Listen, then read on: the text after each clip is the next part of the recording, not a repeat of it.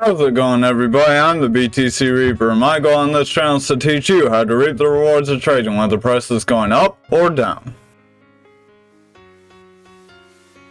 Not Ethereum, Ripple is second to Bitcoin in Japan. Here's why. Ripple XRP is one of few cryptocurrencies apart from Bitcoin and Ethereum to have consistently maintained its dominance, despite the uncertainties around the XRP SEC lawsuit. A strong community stood to support of the cryptocurrency. The lawsuit is in its final stages, with the court yet to pronounce its summary judgment on the SEC argument that XRP was sold in the form of a unregistered security. Meanwhile, the XRP community is stronger in some regions than others for some reason. So far, it was not clearly known why XRP was strong community based in Japan. The altcoin's popularity in the country is on similar levels with that of Bitcoin, trumping Ethereum, which is only third in most popular cryptocurrency in Japan. So some parts of the world, XRP is actually overtaking Ethereum, which is pretty interesting because there's people that think Ethereum could flip Bitcoin. So if XRP is starting to be able to flip Ethereum, maybe one day we could see XRP flip Ethereum. If that's possible, that'd be a wild, way out there prediction. I wouldn't bet on that for now. DeFi security, how trustless bridges can help protect users. Blockchain bridges allow DeFi users to use the same tokens across multiple blockchains. For example, a trader can use USDC on Ethereum or Solana blockchains to interact with the decentralized apps or dApps on those networks. While these protocols may be convenient for DeFi users, they are at risk of exploitation by malicious actors.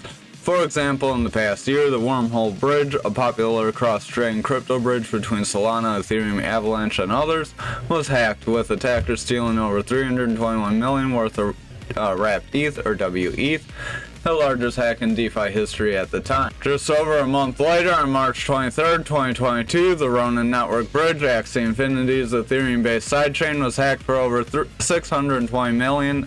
And on August 2nd, the Nomad Bridge was hacked for 190 million. A cross-chain bridge is a technology that allows sending of assets or data from one blockchain network to another. These bridges allow one or more separate blockchain networks to talk to each other and share information. The interoperability provided by the cross-chain bridges makes it possible to move assets from one network to another.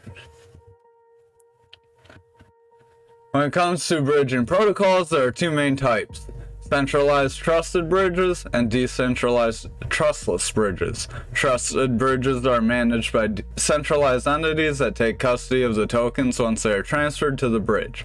A major risk with custodial bridges is they have a single point of failure, the centralized custodian, which makes it an easier target for hacking attempts. So someone only has one address or one group to go after in order to steal your assets.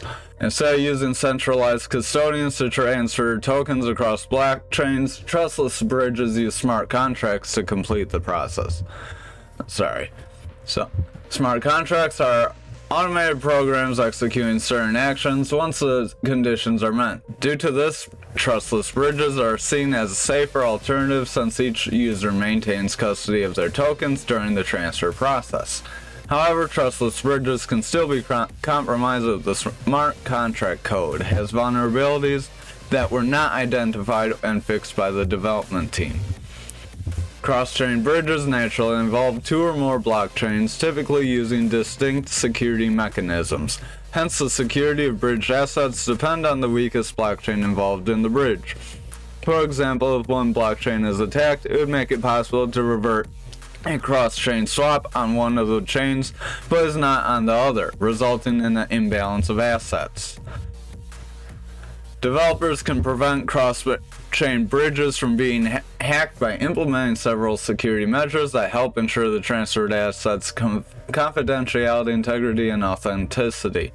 This would prevent the Terra Luna collapse.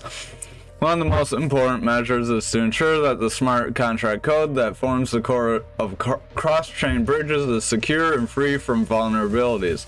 This can be achieved through regular security audits, bug bounty programs, and code reviews, which help identify and fix potential security issues. Another measure that developers can take is using cryptographic algorithms such as digital signatures and hash functions to secure the transfer of assets and information between different blockchain networks.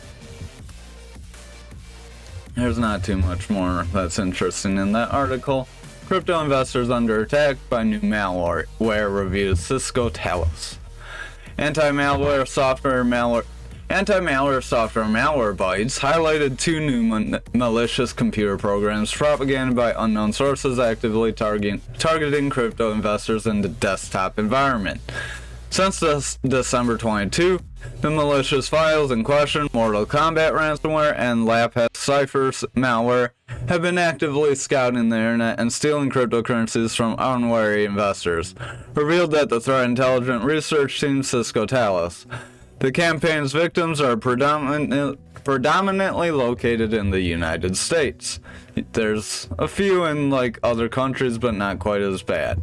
The malicious software network in partnership to swoop information stored in the user's clipboard, which is usually a string of letters and numbers copied by the user. The infection then detects wallet addresses copied onto the clipboard and places them with a different address. Attack relies on the user's inattentiveness to the sender's wallet address, which would send the cryptocurrencies to an unidentified attacker. That's why it's important to read what is on the prompt on your screen and what is on a ledger or the app that you're trying to transfer from, and make sure every single character matches. Don't just make sure the majority of them match. Once infected, Mortal Kombat ransomware encrypts the user file and drops a ransom note with payment instruction as shown above. Revealing the download link URL associated with the attack campaign. So it looked like this. As explained by Malwarebytes, the tag team campaign starts with a cryptocurrency-themed email containing a malicious attachment. The attachment runs a bat file that helps download and execute a ransomware when opened. So that is why you never want to open any links or attachments in any files that you did not ask for. You want to verify that those files were supposed to be sent to you and you know who they are being sent from before you open them. So, onto the charts. Over on the daily, we got a little bit of a doji candle. It has a long upper shadow. Our momentum wave is somewhat coming up, but it's trying to curl. Our VWAP is starting to come down. We'll want to see that start to round up if we're going to continue this upward trajectory. Our money flow is coming up, though, so that is a positive sign. Our RSI is kind of flat, and our stochastic's coming up. If we look over at the 4 hour, we're slightly starting to break out of our ascending triangle. We kind of redrew it because we kind of went sideways a little bit today. We do have a bit of a bearish divergence. However, these bearish divergences are going to appear when we have these massive run-ups. Remember that. Our money flow is coming up. And our VWAP did try to break bearish. However, it isn't really breaking. We'll have to see if it holds bullish and continues upwards. I'd watch the next couple of candles pretty closely. Over on the 2 hour, we do have a slight bullish cross up on our VWAP, so that short term we could have some momentum and hold here. We do have a green dot that could print, so we'll want to watch what happens on this candle, because that can transfer into the 4 hour, which can transfer into the daily. It's likely, though, we did break this resistance twice and 25k. So when we hit that 25k level again, it'll be just a matter of breaking that psychological barrier. There isn't really much resistance past that. If we look back through where we broke down from, it'll be a lot easier to see on the daily.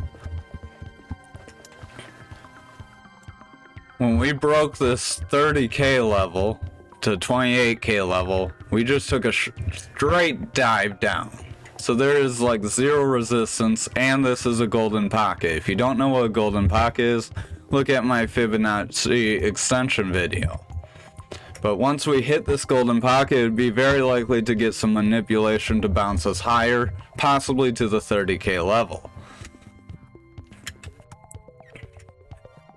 But if we look at XRP over on the daily, don't know why we got so zoomed in. We could be printing a green dot for tomorrow's candle on the daily, which is a bullish sign. That means a bullish run-up could happen. You'd have to watch the next couple of daily candles to confirm that. Our momentum wave is coming up, so that is a bullish sign. Our VWAP did cross bearish, however it's starting to peak bullish. Our VWAP is kind of just flat, so with that money flow being indecisive and the VWAP sticking where it is, that's kind of good that we could stay here and find that support and move up from here. Over on the 4 hour, our money flow is coming up after we did have a red dot. So that was a bearish sign, however our stochastic's starting to come up, so we are getting some bullish signs. Our VWAP is trying to break this neutral zone, so we may get some kind of a bullish rejection that would, this would not be confirmed then. So we may not see the bearish action that this would be signaling. Over on the 2 hour, you can see we have that green dot followed by the red dot. That would invalidate that red dot. That was the word I was looking for. Our VWAP is crossing up slightly, so that is a short-term bullish signal. And our money flow is curling up as well. Our stochastic has a bullish cross, so that's a bullish sign. And our RSI is well into the bullish area, so we're looking pretty good to continue upwards. However, we are back inside this descending triangle, so if we would want to see us break on the other side of it before we completely invalidate any of this bearish possibility. Although we're still in our ascending channel, we'll look over at the daily first. Our RSI is pretty strong right now, kind of going flat though. Our stochastic's gaining up, so if our stochastic continues up, maybe we'll see a little bit more of a push on our RSI. Our momentum wave's coming up pretty strong, same with our money flow. That's a real strong push on our money flow. And our VWAP is kind of flat right now. 4 hour, our VWAP's pretty indecisive like everything else is. Our money flow is kind of coming out, so that's a little concerning, but we do have a possible green dot that could invalidate this red dot that printed. Our stochastic and RSI are coming up, and we do have a bearish divergence showing, but like I said, those do happen, and we could invalidate it and just move up. On the 2 hour, our money flow is continuing up, and we might get a green dot printing here as well, so it's looking pretty similar to the other coins here. We'll have to watch the next couple of candles to determine if we can sustain this bullish momentum and meet support here or not. Thank you for watching tonight's video. I hope you have a great night.